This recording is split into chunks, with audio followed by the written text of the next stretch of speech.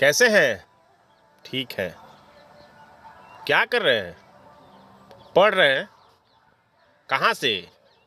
फलाने यूनिवर्सिटी से। का भूगोल से ऑनर्स है और ग्रेजुएशन कर रहे हैं। अच्छा, आगे ही बताइए, आगे क्या करना है?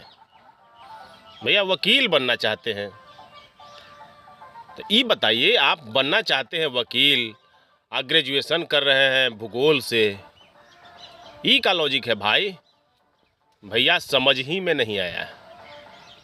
यही बात है, यही स्थिति हमारे भारतीय परिवारों में, खास करके जो लोअर मिडिल क्लास है या निम्न वर्ग के लोग हैं, जो लोअर क्लास के लोग हैं या कमज़ोर परिवार हैं, पढ़े लिखे जो परिवार नहीं हैं, उनके यहाँ ये बड़ी समस्या है कि उन्हें पढ़ना क्या है और करना क्या है, इसके बीच में बहुत बड़ा कन्फ्यूजन रहता है।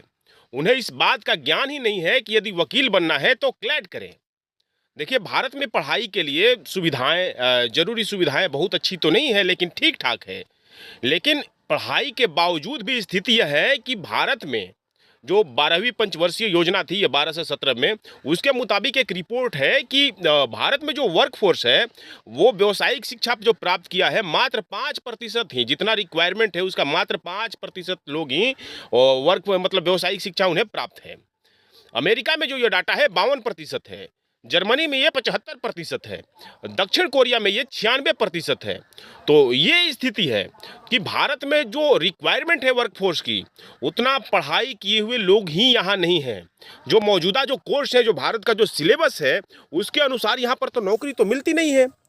नौकरी मतलब यानी आप देखिए ना, बहुत सारी ये गाँवों की आम समस्या है कि उन्हें करना क्या है और पढ़ना क्या है, ये समझ ही में नहीं आता है।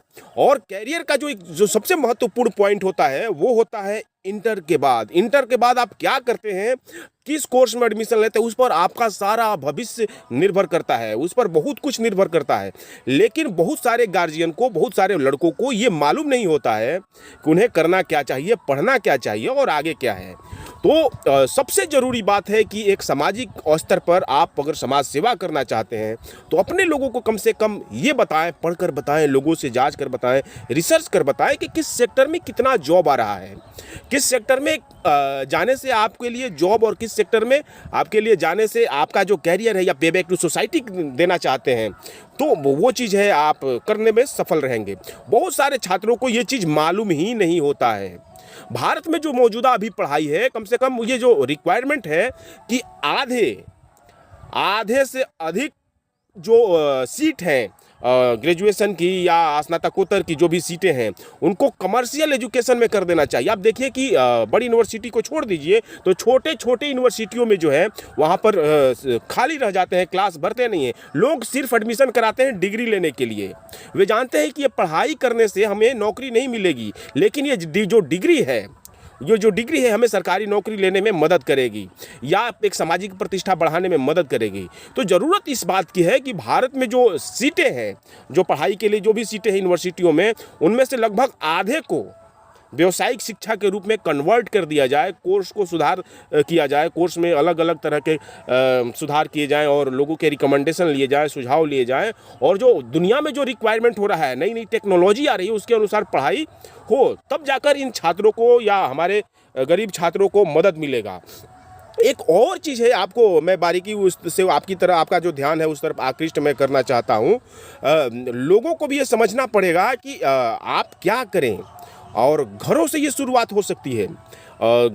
लोगों को भी समझना पड़ेगा कि भाई ये लड़का करना क्या चाह रहा है और आप उसे करवाना क्या चाह रहे हैं। उसे मन है कि वो पत्रकार बने, मन है कि वो वकील बने, और आप उसे इंजीनियर बना रहे हैं, तो वो सिविल इंजीनियर भी नहीं ठीक से बन पाता है। मतलब भारत में जो सिविल इंजीनियर हैं उनकी भी क्वालिटी बहुत अच्छी नहीं है। तो इस तरफ लोगों का मैं ध्यान आकृष्ट करना चाहता था इस वीडियो के माध्यम से। आप अपने कैरियर का ख्याल रखिए, आपसे ये अपील है। Thank you.